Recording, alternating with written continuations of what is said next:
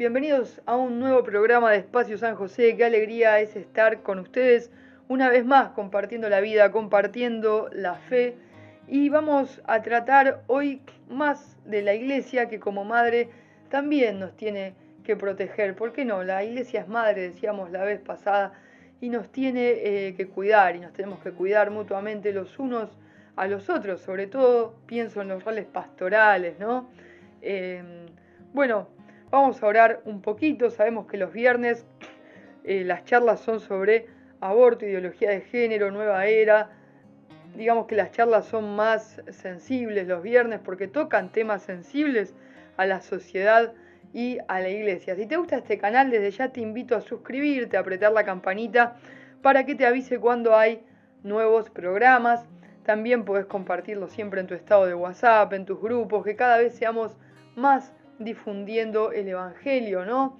Decía Santiago Alberione que si San Pablo hubiera tenido medios de comunicación y redes sociales, ¿por qué no? Hubiera usado para evangelizar, ¿no? Tenemos que ser esas cartas de San Pablo para esta época. Bueno, nos ponemos en presencia del Señor en el nombre del Padre, del Hijo y del Espíritu Santo. Amén. Vení Dios a quedarte con nosotros. Te damos gracias por la posibilidad de llegar a otros a través de los medios de comunicación. Te pedimos, Jesús, que seas vos el que nos inspire los mejores sentimientos para tocar el corazón del hermano donde lo necesita y no donde nosotros queremos. Vení, Jesús, a darme tus mismos sentimientos para no herir a nadie, para anunciar la verdad como vos lo harías, con tu amabilidad, con tu ternura, con tu dulzura, con todo lo que te caracteriza, pero también anunciando la verdad como vos lo harías, plenamente la verdad, Señor. Que en todo me inspires vos y que si no, que no me inspire absolutamente nada más. Bueno, la otra vez hablábamos de que íbamos a tocar 3 puntos.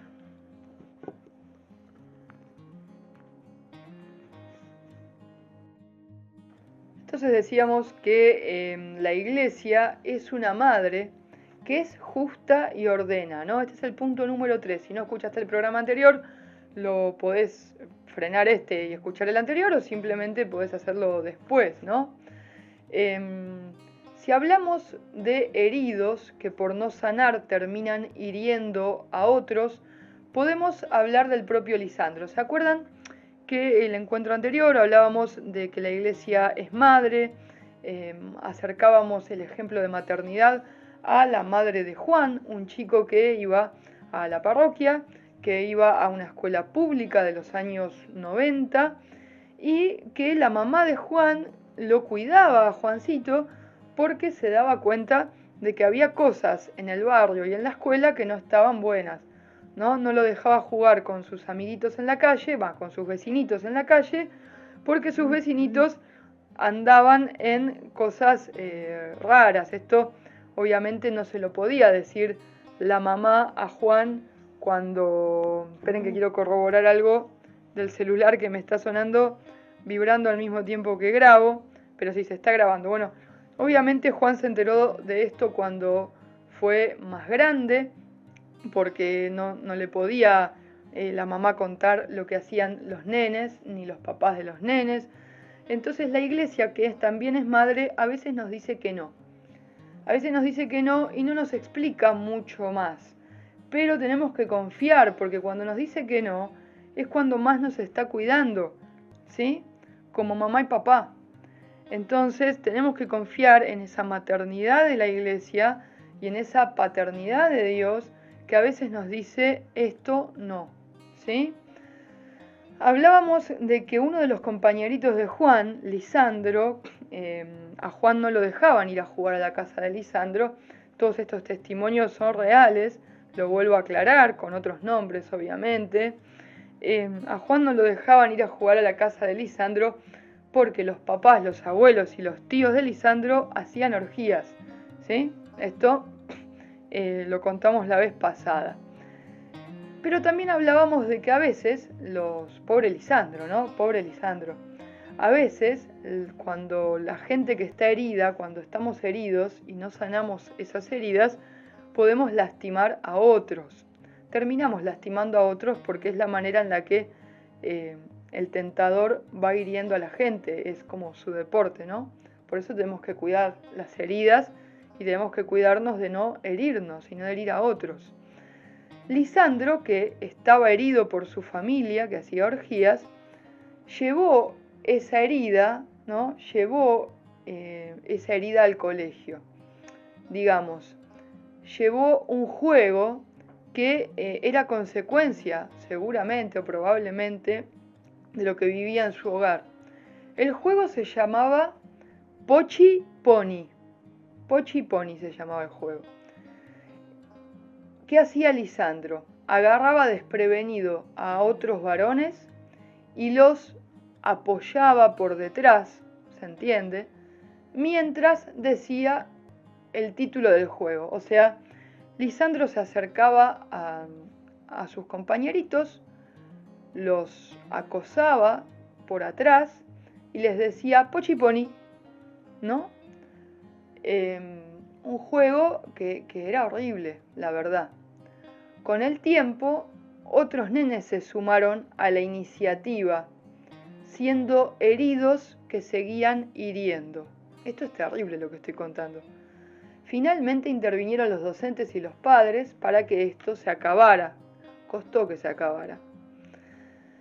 La mamá de Juan no podía estar siempre presente, pero le había enseñado a defenderse y pedir ayuda.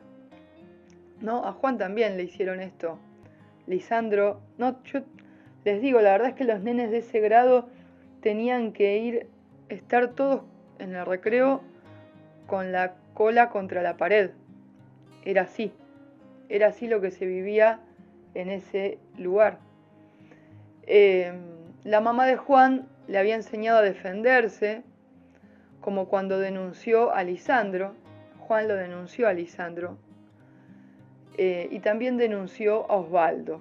Osvaldo era un nene del mismo grado que jugaba a tocar los genitales de sus compañeros. Así que ese grado, a lo largo de los años, desde jardín de infantes a séptimo grado, que más o menos eran los mismos compañeros, fue un desastre de heridas y dolor, ¿no? Lisandro, abusado por su familia, hería a sus compañeros. Osvaldo, no sabemos qué le había pasado en su infancia, pero jugaba a tocarle los genitales a sus compañeritos también. Las denuncias las recibía la directora, que, al igual que la maestra de primer grado, era LGBT.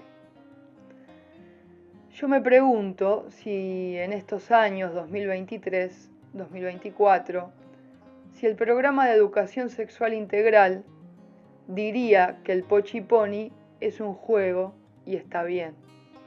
Digo esto porque la ESI, la educación sexual integral, vamos a decir que tiene un 1% de cosas buenas, pero tiene un 99% de cosas malas, que enseña juegos que hoy se asemejan a lo que en ese momento era el Pochi Pony, ¿no? ¿Qué diría la ESI de Osvaldo o de Lisandro?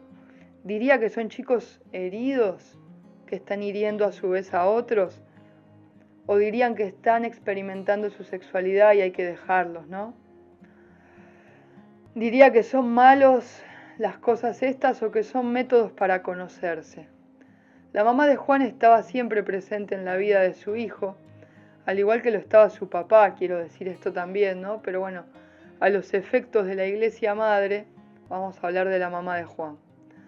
Le enseñaba a cuidarse y le decía que no a algunas cosas del mundo exterior, a la vez que le enseñaba a cuidar su propio refugio. Ni Lisandro ni David podían entrar a la casa de Juan. Lisandro, este chico que hacía Pochi Pony, y David, que robaba. No podían entrar a la casa de Juan. La mamá no los dejaba. Aunque Juan no comprendía por qué, porque todo no lo sabía, bueno, no lo dejaban. Lisandro tendía al desorden sexual y David robaba en el colegio, al igual que su mamá robaba en los colectivos, ¿no? La iglesia de los 90 se parecía bastante a la familia de Juan. Si alguien hacía algo malo, en general se lo sacaba, como pasó con el sacerdote de la parroquia a la que iban, que se fue con una catequista, aunque le había robado besos a más de una mujer de la parroquia, ¿no? ¿Y qué pasó? Bueno, se fue el sacerdote. La escuela también tenía un ideal de justicia parecido. Habían logrado erradicar el pochiponi, habían frenado a Osvaldo, quien décadas después cayó en la homosexualidad y la droga, e incluso Juancito había logrado que no se festejara Halloween, porque era de la nueva era. Saben que la maestra que estaba a favor de festejar Halloween era la misma maestra que los besaba en primer grado y vivía con otra mujer. Juan pensaba que si Dios era justo se tenía que hacer justicia. No toleraba en absoluto el desorden. ¿Cómo olvidar las veces que su compañero Axel se burlaba de los demás y ellos no podían defenderse sin ser acusados de discriminación? ¿Cómo le molestaba que se usara el discurso "me discriminan" como escudo para poder atacar, ¿no? Axel era un chico que sufría de obesidad y golpeaba y maltrataba a los demás. Y si los demás se defendían, él decía que se sentía discriminado por su obesidad, nada que ver. Pero si algo le molestaba más a Juan que las injusticias de sus compañeritos, era cuando los adultos se ponían del lado de los malos, en vez de defender a los buenos. Como cuando David fue elegido abanderado en 7º grado. Parecía que después de tanto robar, lo habían premiado o se había robado el lugar de abanderado. Quizás las maestras pensaban que era un premio a sus intentos de ser mejor persona, pero los pobres alumnos que lo habían sufrido no pensaban lo mismo, ¿no? Juan pensaba que así como David era el favorito de las chicas, también lo era de las maestras en un sentido netamente perturbador. Se notaba cómo David seducía a sus propias maestras o cómo las maestras se dejaban seducir por David. Juan notó con pesar, con el correr de los años, que los cambios culturales habían beneficiado a los que vivían en el desorden y a los que hacían el mal. Juan, por su parte, no atacaba ni devolvía mal por mal. Le habían enseñado a amar a los que le hacían daño. Como contracara, no había aprendido a defenderse, entendiendo que el amor a los enemigos debía ser mayor que el amor a sí mismo. O sea que, pobre Juan, ¿no? A veces me pregunto, como católicos parece que nos quedáramos en el papel del tonto. Parece que a veces ser católico fuera, nos tenemos que dejar golpear, no podemos buscar la justicia. Qué feo cuando ser católico se convierte en eso, si Jesús no nos propone eso, ¿no? A nosotros también nos puede pasar como iglesia que creamos estar amando a nuestros enemigos cuando en realidad les estamos dando libre albedrío para desarrollar sus desórdenes a costa de otros. ¿Cuántos Lisandros y Osvaldos en edad adulta se nos colaron en las parroquias y llenaron de pedofilia nuestras filas? ¿Cuántos Davides fueron premiados por su conducta, pese a su conducta, ¿no? Quiero ver cuánto vamos de tiempo, siempre trato de no extenderme más de la cuenta, pero me parece que son temas interesantes, así que vamos a seguir un ratito más. Bueno, como verán, vamos profundizando en estos temas, vemos que la iglesia es madre y que como madre nos tiene que cuidar, nos tenemos que cuidar de todas estas cosas que nos hacen mal. Por eso, el punto número 4, pensemos que venimos del programa anterior, ¿no? El punto número 4 es: la iglesia es una esposa fiel. Una de esas historias que venimos contando, decíamos que a veces se nos cuelan en la parroquia gente que nos termina dañando mucho y que los dejamos estar sin llamarlos a la conversión. Como decíamos, ¿se acuerdan? En el otro programa decíamos, San Pablo, para estar dentro de la iglesia, tuvo que convertirse, si no Si hubiera seguido siendo Saulo nos hubiera matado a todos, ¿no? Bueno, San Pablo es el ejemplo perfecto. Para poder estar dentro de la iglesia tenía que mostrar conversión, digamos, ¿no? Bueno, ahí estamos. Entonces, una de estas historias de corazones que no se convierten y terminan haciendo mucho daño es la de Cristina, una catequista que fue aceptada como tal, o sea, como catequista, más allá de que le gustaran las mujeres. Otra parroquia muy inclusiva en plenos años 90, ¿no? Enseguida le echó el ojo a más de una mujer, entre ellas Juana, que era otra catequista, ¿no? Una catequista LGBT que le echa el ojo a otra catequista. Juana era heterosexual, estaba casada y para esas fechas se le estaba muriendo su hijo menor, un bebé de nombre Pedro. Ella y su familia eran pobres, ocasión que usó Cristina a su favor. Empezó a visitarlos como amiga. Le llevaba regalos al hijo mayor y denotaba los errores del padre de la familia frente a ellos, ¿no?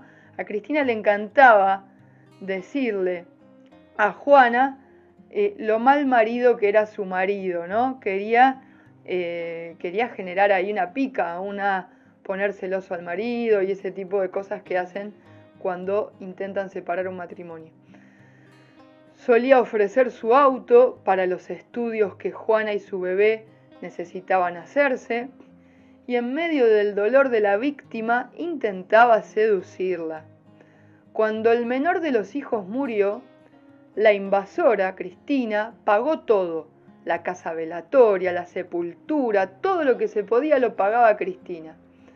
El hombre, el papá de esta familia, llegó a ponerse celoso, parte esencial del plan para tratarlo de paranoico. No hay nada mejor para dividir un matrimonio que hacer poner celoso a uno de los dos para terminar generando malestar en el matrimonio.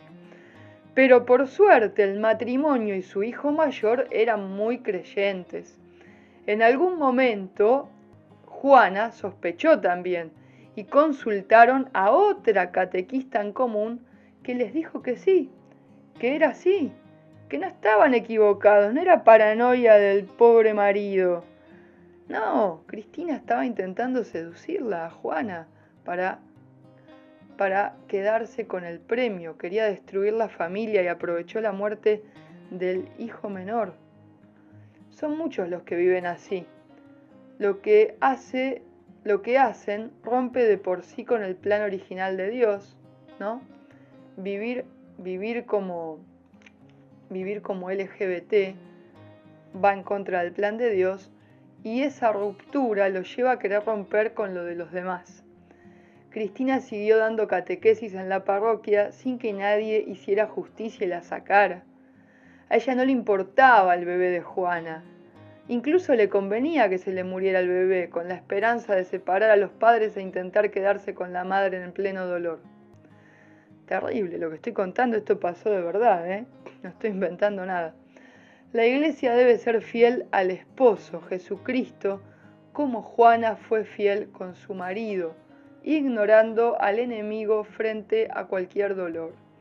La iglesia no puede acostarse con ninguna ideología por temor a perder a sus hijos, que es lo que a 2023 nos está pasando. Por no perder a los cristianos confundidos, los estamos dejando hacer cualquier cosa, olvidándonos que el esposo nos prometió fidelidad y su iglesia le prometió fidelidad a él. Como iglesia le somos infieles con el lobby LGBT, con las abortistas, con la nueva era. Nos hemos prostituido por temor al martirio, señores. A decir verdad, prefiero una iglesia mártir a una iglesia prostituta. Al menos el martirio nos une a Cristo, la prostitución no. Todos somos pecadores en constante conversión, pero no todos vivimos el desorden y la corrupción. Una de las prédicas más fuertes es el ejemplo de vida. Como ya lo expresé antes, muchos catecúmenos de Viviana y su novia Sofía se inclinaron hacia la homosexualidad. Algunos catecúmenos de Mario y Raquel, separados de sus respectivos matrimonios y vueltos a juntar entre ellos, hicieron exactamente lo mismo. Mario y Raquel era una pareja que estaban vueltos a juntar y daban catequesis. Y bueno, sus catecúmenos hicieron lo mismo. ¿Qué iban a hacer? Los dirigentes scout que promocionaban jugar al verdad consecuencia y andaban a los besos, todos con todos, animaron a sus dirigidos a hacer lo mismo. Casualmente, a la madre de una compañera de Juan le pasó algo similar, pero su corazón no estaba con Jesús. Acá voy a corregir, con Jesús. Tuvo varios hijos con el bueno de su marido, incluso después de perder uno. Pero luego de unos años abandonó a su familia para irse con otro.